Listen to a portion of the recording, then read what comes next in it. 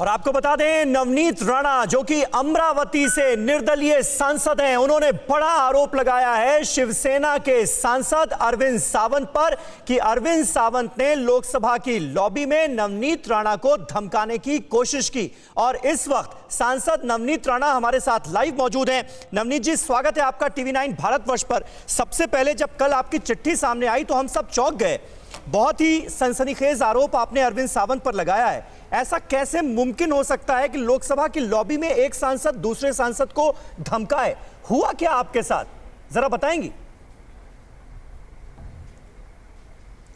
पहले तो मैं आपको करेक्ट कर देती हूँ कि लॉबी नहीं थी, पार्लियामेंट का हाउस में ये सब चीज हुई है। जैसे हमने शुरुआत की स्पीच की और जीरो अर्जेंट इश्यूज पे हम बोलने लगे, कुछ और भी एमपीज थे जो महाराष्ट्र के इशू पे अर्जेंट 0 आवर में बोलना शुरू किए थे। और जब मेरी टर्न आती है तो बहुत दिनों से ये दिमाग में है, क्योंकि मनसूख हिरेन का मर्डर होना, हत्या होना, अंबानी के घर के बाहर भी जेलेटिन स्टिक्स बरामद होना गाड़ी में। नवनीत जी, मैंने इसलिए जिक्र किया क्योंकि आपने जो चिट्ठी लिखी है लोकसभा स्पीकर को, नवनीत जी, उसमें आपने लिखा है कि लोकसभा लॉबी में अरविंद सावंत ने बोला कि तू महाराष्ट्र में कैसे घूमती है, मैं देखता हूं, मैं तेरे को जेल में डालूंगा। और तो उसी तरीके से जब जैसे ही मेरी स्पीच होती है और हम सब सब्जेक्ट पे बात कर रहे थे कि महाराष्ट्र में किस तरीके से मनसूख हिरेन का हत्या होता है, सचिन वाजे कौन है, सचिन वाजे 17 वर्षों के लिए सस्पेंड रहा हुआ अधिकारी, as soon as Uddhav Thackeray ji अपने पद पे आते हैं, एज ए CM कुर्सी संभालते हैं, दी अदर सेकेंड वर्क उन्होंने किया कि सचिन वाजे को ड्यूटी में ज्वाइन करना, रीस्टेट करवाना। उन्होंने रीस्टेट करवा के उन्हें नौकरी पे लिया और सबसे इंपॉर्टेंट डिपार्टमेंट क्राइम यूनिट का हेड उन्हें बनाया गया, उन्हें जवाबदारी दी गई। और मनसूख हिरेन जब गाड़ी घूमती है स्कॉर्पियो जिसमें जेलेटिन स्टिक्स मिलती हैं, जब वो कंप्लेन FIR करने विक्रोली पुलिस स्टेशन में जाते हैं तो तब पुलिस स्टेशन में उनकी FIR ली नहीं जाती है गाड़ी गुमशुदगी की। और जब सचिन वाजे का फोन आता है उसके बाद इनकी FIR रजिस्टर्ड होती है और उसके बाद 100 करोड़ का प्रकरण जो हमारे बिल्कुल ये तो चल ही रहा है। 100 करोड़ का वसूली कांड जो है ये तो बड़ा मुद्दा बना ही हुआ है नवनीत जी। लेकिन इस बीच आपकी चिट्ठी में जिन बातों का जिक्र है, मैं उस बारे में आपसे जानना चाह रहा था कि शिवसेना के सांसद अरविंद सावंत ने आपको कहां पर, मैं वही बता रही हूं कि मैं आपको वही बता रही हूं सर कि जब मैं हाउस में थी और ये सब चीजें वहां पर मैं रख रही थी और हमारे देश के गृह मंत्री को हम निवेदन कर रहे थे कि इसकी पूरी चीजों की जांच ये NIA के द्वारा पूरे केंद्र ने 0 से लेके ऊपर तक जितनी इंक्वायरी है वो NIA को सौंपनी चाहिए और उसमें उद्धव ठाकरे जी की भी इंक्वायरी लगनी चाहिए। ये भाषण होने के बाद, ये विषय होने के बाद जब हम बैठते हैं तो शिवसेना के पूरे MPs वॉकआउट करने निकलते हैं और वॉकआउट के दौरान मैं यहां पर बैठी हूं और बैठने के बाद 2 सेकेंड्स का उन्होंने ब्रेक लेके मुझे स्ट्रेट उन्होंने हाउस के अंदर, पार्लियामेंट हाउस के अंदर ये कहा कि अब तुम्हारी बारी है, अब तुम्हें जेल के पीछे डालेंगे। This is the exact word what Arvind Sawant ji has told me. इन्होंने ये मुझे बताया, उस समय थ्रेटनिंग किया जब मैं हाउस के अंदर उपस्थित थी। ये एग्जैक्ट वर्ड थे उनके। और मुझे जब उन्होंने कहा तो मैं थोड़े देर के लिए आई बिकेम ब्लैंक। मैं थोड़ी सी ब्लैंक हो गई और ब्लैंक होने के बाद मैं पीछे टर्न करके देखती हूँ तो माय अनदर कलीग, दूसरे कलीग मेरे वहां पे पीछे बैठे थे कॉलीग। तो मैंने उनको पूछा, मैंने बोला आपने कुछ सुना क्या? जो मैंने सुना, he said yes Navneet I heard. मैंने सुना कि उन्होंने बोला कि अब तुम्हारी बारी है, तुमको जेल में डालेंगे। तब मुझे रियलाइज हुआ कि इतनी थ्रेटनिंग हाउस के अंदर वो मुझे करके इजीली चले भी गए। पहले भी मुझे बहुत सारी चिट्ठियां, फोन्स आए हैं कि तुम जिस फेस पे गुरूर करते हो, जिस फेस को लेके घूमते हो, उस फेस को ऐसा छोड़ेंगे ही नहीं, हम एसिड डाल के उसे जला देंगे, फिर तुम कहीं भी घूमने के लायक नहीं रहोगे। ऐसे फोन कॉल्स मुझे आए हैं, ऐसे पेपर लेटर्स भी आए हैं। उसकी ऑलरेडी मैंने पुलिस स्टेशन में कंप्लेंट्स की हुई हैं। पर हाउस के अंदर लोकतंत्र के सबसे बड़े मंदिर में जब हम बैठते हैं तो ये एक्सपेक्ट नहीं है हमारे अदर कॉलीग से। हमारे मतभेद हो सकते हैं, विचारों की लड़ाई हम लड़ते हैं संसद में, पर मन भेद नहीं होना चाहिए। बिल्कुल सही विचार बात है, अपने रखने बिल्कुल के सही बाद बात है। विचारों की लड़ाई रखने नवनीत जी, उसके बाद हम आपस क्या में किसी सभी तरह की colleague क्रॉस बहुत क्वेश्चनिंग अच्छे आपने से पेश आते की? हैं। जब अरविंद सावंत ने आपको इस तरह से धमकाया, आप जिसका जिक्र कर रही हैं, उसके बाद अरविंद सावंत से आपने पूछने की कोशिश की कि आपने क्या कहा, किस तरह से आप मुझे जेल में भिजवा देंगे? कुछ ऐसी बात हुई क्या उसके बाद आप लोगों की? नहीं, आज मैं अगर मुझे मौका मिलता है हाउस में तो मैं 100% उठाने वाली हूँ कि जब तक मुझे रियलाइज हुआ कि इन्होंने क्या बोल के गए और किस लैंग्वेज में ये बोल के गए, क्यों इतने गुस्सा थे, क्योंकि जब वो सब चीजें हुई तो उन्होंने बाद में उनके बाइट्स मैंने देखे तो उन्होंने ये कहा कि नवनीत राणा जब भी बोलती हैं उद्धव ठाकरे के बारे में उनकी बॉडी लैंग्वेज अच्छी नहीं होती है। तो आज मैं उन्हें प्रश्न पूछने वाली हूं कि सदन में महिलाओं की बॉडी लैंग्वेज किस तरीके से रहनी चाहिए जब वो उद्धव जी ठाकरे के बारे में बात करते हैं। या तो शिवसेना उनकी क्लास लेने वाले हैं कि जब उद्धव जी के बारे में आप बात करेंगे तो आपको ऐसे ही स्ट्रेट लेके या फोल्ड हैंड करके बात करना चाहिए या सीधे रह के बात करना चाहिए या सिर्फ बैठ के बात करना चाहिए। आज मैं उन्हें ये प्रश्न पूछने वाली हूं कि किस तरीके की बॉडी लैंग्वेज वो एक्सपेक्ट करते हैं महिला सांसद से सदन के अंदर। तो मैं आज उनको ये सब क्वेश्चन पूछने वाली हूं, आप कौन से बेस पे मुझे जेल भेजने वाले हैं। अगर आपको लगता है कि मैं जेल के जैसे जेल में जाने के लिए कोई काम कर रही हूं, उद्धव ठाकरे जी के बारे में बात करना गुनाह है और उसी गुनाह में अगर आप मुझे जेल में डालते हैं तो महिला होने का एक कमजोरी ये समझते हैं पुरुष लोग कि हम डराएंगे धमकाएंगे तो हम धमक के बैठ जाएंगे, पर ये चीज बहुत गलत सोच है। मुझे 9 वर्ष लगे हैं संघर्ष करके, मेहनत करके, खून का पानी करके ये सदन तक मैं पहुंची हूं। ना ही किसी के धमकाने से मैं चुप बैठूंगी, ना ही किसी की धमकियों से मेरी आवाज बंद होगी। तो मैं ये लड़ती हूं, लड़ूंगी और लड़ती रहूंगी, ये अरविंद सावंत जी को मेरा कहना है। अच्छा, अरविंद सावंत से कल जब पत्रकार बात कर रहे थे और इस मसले को लेकर सवाल किए गए तो उन्होंने कहा कि देखिए, मैं शिव सैनिक हूं, एक महिला को धमकाने का कोई सवाल ही नहीं उठता, और जहां तक धमकी का जिक्र है ये आरोप झूठे हैं और नवनीत राणा तो खुद सबको धमकाती रहती हैं। मैं धमकाती हूं? ये उनका कहना था। सर, जिस हाउस में मैं बैठी हूं, जिस पार्लियामेंट में मैं बैठी हूं, उसको जब नमस्कार करके, उनके स्टेज को नमस्कार करके मैं पहला दिन मेरा शुरुआत करती हूं, तो ये सब चीजें बहुत दूर रह जाती हैं। वो खुद बता रहे हैं हर चैनल्स पे कि नवनीत जब भी हमसे बात करती है तो दादा, भैया, ब्रदर करके ये शब्दों में हमारी रिस्पेक्ट करके बात करती है। और महिला एक भी पर्सन ऐसी नहीं होगी जो पुरुषों को धमकाती होगी। जिस तरीके से हम मेहनत करके, कष्ट करके, बिना पार्टी के, बिना सिंबल के, बिना कोई नेता के हम जब इधर तक पहुंच सकते हैं तो हमारी संघर्ष यात्रा हमारे साथ होती है, ना कि धमकाने से हम यहां तक पहुंच पाए हैं। और जिस तरीके से मैं इनके विरोध में, इनके कामों के विरोध में सदन में प्रश्न उठाती हूं, इन्हें उससे मिर्ची लगी करके वो शब्द इन्होंने वापरे और मुझे वहां पर ये बोल के अंदर अगर धमकी दे सकते हैं तो बाहर कितनी धमकियां इनके पार्टी के लोग मुझे देते होंगे, पर उससे संघर्ष कर करके मैं यहां तक आज तक पहुंची हूं। तो ये चीजें जो वो बता रहे हैं कि इतने अनुभवी व्यक्ति को अगर मैंने धमकी दी है तो उन्होंने एक भी कंप्लेंट पूरे महाराष्ट्र में या पूरे देश में मेरे नाम पे दिखा दीजिए। अरे बहुत सिंपल साधारण सी महिला जो ग्राउंड लेवल पे लोगों के लिए काम करती है, महिलाओं की आवाज बनकर मैं यहां तक पहुंची। अच्छा नवनीत जी, अरविंद सावंत ये कह रहे हैं कि वो पुराने शिवसैनिक हैं और एक शिवसैनिक जो है वो कभी किसी महिला को धमका नहीं सकता, इस पर यकीन होता है आपको?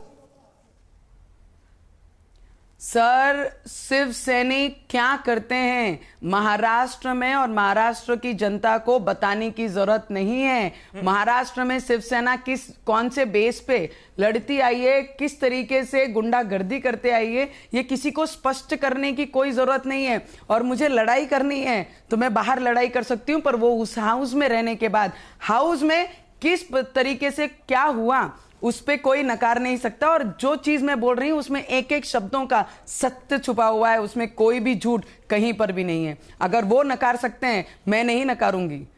अच्छा नवनीत जी, आपके लेटर में इस बात का भी जिक्र है कि बाकायदा शिवसेना के लेटर हेड पर आपके ऊपर तेजाब फेंकने की, आपको जान से मारने की धमकी दी गई है। इस केस की क्या आपने शिकायत कराई थी? और कराई थी तो उस पर क्या हुआ? लेटर को मेरे को आई थी तेजाब गिराने वाला, ये किसके लेटर हेड पर? मैंने उस वक्त पुलिस स्टेशन में भी कंप्लेन की है। उस समय भी पुलिस स्टेशन में मैंने कंप्लेंट की है और कंप्लेंट करने के बाद हाउस में भी मैंने कंप्लेंट की है कि वो लेटर में सीधा स्पष्ट लिखा हुआ है कि इसके बाद अगर आप उद्धव ठाकरे जी के बारे में बोलेंगे तो आपके चेहरे पे एसिड फेंकेंगे, तेजाब फेंकेंगे कि फिर उसके बाद आप कहीं घूमने के लायक के नहीं रहोगे। ये शब्द प्योरली उस लेटर में भी लिखे हैं। बहुत सारे थ्रेटनिंग फोन्स आए, फिर भी मैं हर थ्रेटनिंग फोन्स को, हर लेटर को ओवरलुक करते हुए मैं आगे बढ़ते जा रही हूँ कि इनसे लड़ेंगे, आगे जो होगा देखेंगे पर लड़ेंगे। नवनीत जी, ये लेटर जो धमकी वाला लेटर था जिसमें आपको जान से मारने की धमकी दी गई, ये किसकी तरफ से भेजा गया था लेटर? क्योंकि आप कह रही हैं शिवसेना के लेटर हेड पर धमकी मिली। उसके ऊपर लेटर हेड में स्पष्ट शब्दों में लिखा है शिवसेना। अच्छा, शिवसेना के लेटर हेड पे से मुझे वो धमकी आई हुई थी और उसी का उल्लेख मैंने पुलिस स्टेशन में एफआईआर भी किया है कि ऐसा ऐसा पत्र मुझे बरामद हुआ है और मैंने उसका कंप्लेंट भी की हुई है, स्पष्ट है। और बहुत सारे, अगर आप मेरे फेसबुक देखेंगे, इंस्टाग्राम देखेंगे तो 100 कमेंट्स आपको उसमें भी दिखेंगे जो मुझे स्पष्ट तरीके से धमकी देते हैं। तो मुझे लगता है कि बाहर की लड़ाई जो है वो मैं अच्छी तरीके से लड़ रही हूं, पर हाउस की पवित्रता जो है उसे किसी ने खराब नहीं करना चाहिए। महिला अगर हाउस में सुरक्षित नहीं है तो महाराष्ट्र की आम महिला किस तरीके से सुरक्षित होगी? और ये जो बोलते हैं कि शिवसेना कभी भी महिलाओं के लिए कोई प्रॉब्लम नहीं करते हैं, अगर मेरे साथ मुझे धमकी दे सकते हैं हाउस में तो आम महिला को कभी भी ये बख्शेंगे नहीं। ये तो वाकई आरोप तो जो है आपका वो बहुत ही ज्यादा गंभीर है। और ये जो धमकी भरा लेटर आपको शिवसेना के लेटर हेड पर मिला, इसको लेकर भी जब अरविंद सावंत से सवाल पूछा गया तो उन्होंने कहा कि देखिए, अगर ऐसा कुछ हुआ है तो वो इसका निषेध करते हैं और नवनीत राणा के साथ मैं खड़ा हो जाऊंगा अगर इस तरह की कोई धमकी उन्हें देगा तो। सर, वो बहुत बड़े लीडर हैं, बहुत टर्म उन्होंने एज ए एमपी निकाला हुआ है, मेंबर ऑफ पार्लियामेंट निकाला हुआ है। शब्दों में उन्हें कोई पकड़ नहीं सकता, वो शब्दों पे तो खेल रहे हैं। हाउस में जो इतने साल आ रहे हैं तो वो शब्दों में ही खेल रहे हैं। तो मैं सिर्फ आपको इतना बताना चाहूंगी कि मेरे साथ जो हुआ वो कल, अगर आप ये लेटर देखेंगे, इसमें पूरे अक्षर जो भी हैं वो मराठी में है और ऊपर इनकी पत्र में स्पष्ट लिखा हुआ है शिवसैनिक करके। शिवसेना के लेटर हेड पे ये मुझे लेटर मिलता है और ये मैं चाहूंगा मैं ये लेटर अरविंद सावंत जी को आज मुझे लेटर को दिखाना चाहेंगे मौका मिलेगा वहां। ये जो शिवसेना के लेटर हेड पर धमकी आपको मिली, जरा आप दिखा दें और आप इसमें लिखी बातों को पढ़ के भी सुना सकती हैं कि इसमें क्या लिखा गया था, आपको तो पता ही होगा। इसमें मराठी में बहुत सारी लिखी हुई हैं, उडून करून मोठे वरून हे पत्र वाचून, हिंदी में अगर आप थोड़ा समझा पाए तो आहे परत सांगणार नहीं। It is everything in Marathi. अच्छा, ये मराठी में लिखा हुआ पत्र है। तो ये हिंदी में ही, मैं आपको हिंदी में इसके लिए ट्रांसलेट करके बता रही हूँ कि जिस तरीके से तुम्हारी लायक नहीं है, तुम लायक ही नहीं रखते हो हमारे उद्धव ठाकरे के बारे में बात करने के लिए। और आप जो तरीके से बात कर रहे हो, अगर इसी तरीके से तुमने उद्धव ठाकरे के बारे में बात की और कुछ भी इतनी सी भी अगर चीजें पार्लियामेंट में उठाई तो तुम्हारे को कहीं घूमने का छोड़ेंगे नहीं। तुम्हारे चेहरे पे जो घमंड तुम करते हो उस चेहरे पे एसिड डाल के ऐसा जलाएंगे कि तुम कहीं पर भी घूमने के लायक के नहीं रहेंगे। ये इसमें स्पष्ट लिखा हुआ है, और ये चिट्ठी आपको कब मिली? और ये मैंने एफआईआर करके पार्लियामेंट के, ये मुझे 2 महीने पहले मिली है और 2 महीने पहले मैंने कंप्लेंट भी पुलिस स्टेशन में कराई और सभी चैनलों को उसकी कॉपी भी भेजी गई है मैंने। तो ये उसी वक्त हुआ, तब भी मैंने ओवरलुक करते हुए। लेकिन पुलिस ने इस मामले में कोई कार्रवाई नहीं की। उनकी कार्रवाई शुरू है सर। मैं चाहती हूं इस पे जल्द से जल्द कार्रवाई हो और कड़क एक्शन लिए जाए। मैंने तब भी उसी तरीके से लिखाई थी कि एक महिला को धमकाना एक लेटर हेड के द्वारा, फोन के द्वारा, फोन जब भी आए तब भी मैंने उसके कंप्लेंट्स किए हुए हैं। पर मेरा सबसे बड़ा मुद्दा है कि ये सब चीजों पे मैं एक्शन ले रही हूं, कानून इस पे काम करेगा, पुलिस डिपार्टमेंट इस पे काम करेगा। मुझे पता है अगर यही चीज मैंने महाराष्ट्र में दाखिल की तो वहां पे होना भी कुछ नहीं है। और जिस तरीके से हाउस में अगर अरविंद सावंत जी मुझे धमकाते तो दैट मीन्स बाहर कितनी थ्रेटनिंग मुझे मिलती होगी इनके शिव सैनिकों से, कि जिस तरीके से मैं अग्रेसिव में हर चीज मैं पार्लियामेंट में उठाती हूँ, उसी बेस पे मैं आपको सिर्फ एक ही चीज बताऊंगी कि मैं इनसे लड़ूंगी और लड़ूंगी ये मेरा फाइनल है, क्योंकि ये जिस तरीके से बोल रहे हैं कि हम सिर्फ सैनिक धमका नहीं सकते, उन्होंने पार्लियामेंट में आके जो कलीग मेरे पीछे बैठे थे, कल एक इंटरव्यू में वो कलीग ने, एमपी ने खुद ये कहा कि अरविंद सावंत जी ने ये कहा करके मैंने सुना है। What proof else he wants in the house? अच्छा नवनीत जी, ये बताइए कि 2019 में आप निर्दलीय चुनाव जीती, अमरावती से सांसद बनकर लोकसभा पहुंची, और 2019 में जब आप निर्दलीय चुनाव लड़ रही थी तो हर कोई ये जान रहा था कि एनसीपी और कांग्रेस का एक तरह से आपको समर्थन हासिल था, एनसीपी कांग्रेस ने भी सपोर्ट किया था आपकी उम्मीदवारी का। तो आज जब लोकसभा में आप एनसीपी के ही नेता हैं अनिल देशमुख, जो आज की तारीख में महाराष्ट्र के गृह मंत्री हैं, उन पर इतने गंभीर आरोप लगे हैं वसूली कांड के, उनके खिलाफ आप हमला बोल रही हैं, तो शिवसेना को यह बात नागवार गुजर रही है, क्योंकि अब तीनों पार्टियां साथ में। तो इस स्थिति को आप कैसे एनालाइज करती हैं आज की तारीख में? सर, मैं एज ए इंडिपेंडेंट अपने सिंबल पे चुन के आई हूँ। हमारे आदरणीय पवार साहब ने मुझे समर्थन दिया, उनकी पार्टी से कोई उम्मीदवार वहां पर नहीं खड़े किया कंटेस्ट करने के लिए, मेरे विरोध में उन्होंने कोई भी उम्मीदवार दिया नहीं था, और तब मैं वो इलेक्शन जीती थी। बहुत सारी चीजें पार्टी के साथ डिक्लेयर हुई थी, बहुत सारी चीजों पे डिस्कशन हुआ था, तब जाके उन्होंने मुझे समर्थन दिया था। एनी नेशनल पार्टी जब समर्थन देती है तो बहुत सारी चीजों पे डिस्कशन होता है, और पवार साहब जब आपको समर्थन देते हैं तो उन्होंने बहुत सारी चीजें देखकर ही मेंबर ऑफ पार्लियामेंट का, एमपी का इलेक्शन उन्होंने समर्थित किया था। कल जब मैं मुद्दा मान रही थी, कल जब मैं मुद्दा हाउस में रख रही थी, तो इसमें इन्वॉल्वमेंट किसकी है, गृह मंत्री कितने इन्वॉल्व थे और सचिन वाजे किन के लिए 17 वर्षों में काम कर रहे थे, वो क्लेरिफिकेशन मैं कल हाउस में दे रही थी। Sachin Waze is directly connected to Uddhav Thackeray ji. When I spoke, मैंने जब ये बात रखी तब उन्हें मिर्ची लगी कि ये एनसीपी को ना बोलते हुए समझ गया, लेकिन नवनीत जी आपके पास सचिन वाजे से आगे निकल चुकी है, अब तो अनिल देशमुख तक बात आ गई है। अनिल देशमुख पर वसूली कांड के आरोप लगे और शरद पवार उनके बचाव में आ गए। सर, मैं आपको एक बात बताती हूं कि महाराष्ट्र में हम रहते हैं और हर एक नेता, हर एक व्यक्ति ये जानता है कि सचिन वाजे किन के लिए काम कर रहे हैं, और जो भी कंप्लेन परमवीर सिंह ने की हुई है वो अनिल देशमुख को ना डायरेक्टली बोलते, वो इनडायरेक्टली ये बता रहे हैं कि Uddhav Thackeray was involve in this 100 crore का घोटाला जो हम बात कर रहे हैं, जिसपे वसूली और खंडनी वसूली, उस पे जब हम बात कर रहे थे, क्योंकि सभी नेताओं को, और पवार साहब ने हाथ ऊपर कर दिए कि एनसीपी के गृह मंत्री इसमें इन्वॉल्व नहीं है। दैट मींस डायरेक्टली पवार साहब वाज ब्लेमिंग उद्धव जी का, वो डायरेक्टली ब्लेम कर रहे थे कि इसमें हमारा कोई रोल नहीं है, इसमें जो करेंगे वो सीएम साहब निर्णय लेंगे। तो आप यहां से सीधे जो एलिगेशन हो रहा था वो उद्धव ठाकरे जी पे हो रहा था, ना कि पवार साहब और ना कि गृह मंत्री के ऊपर हो रहा था। इस चीज को जिसने समझा है उसी को पता है कि इन्होंने करवाना भी उनसे, ब्लेम भी उनके ऊपर जा रहा है। अब वो डिसाइड करेंगे कि इनका राजीनामा लेना है कि नहीं लेना है। लेकिन पवार साहब को ये बताने की जरूरत नहीं है कि कौन राजीनामा लेगा और कौन नहीं लेगा। अब उनके गृह मंत्री रहते हुए इस मामले में आरोप लगे हैं, पर पवार साहब ने, मुझे लगता है कि सभी की जांच होनी चाहिए, और सबसे पहला जांच होनी चाहिए तो उद्धव ठाकरे जी पे होनी चाहिए, सचिन वाजे जी पे होनी चाहिए, और परमवीर सिंह जी पे होनी चाहिए। चलिए, बहुत बहुत शुक्रिया, बहुत जो इनके अकॉर्डिंगली काम करते थे। हमसे बातचीत करने के लिए आपने इन तमाम बातों का जिक्र किया, और जो धमकी आपको मिली है, आप कह रही हैं कि आज लोकसभा में भी आप इस मुद्दे को उठाएंगी। बहुत बहुत शुक्रिया TV9 भारतवर्ष से बातचीत करने के लिए।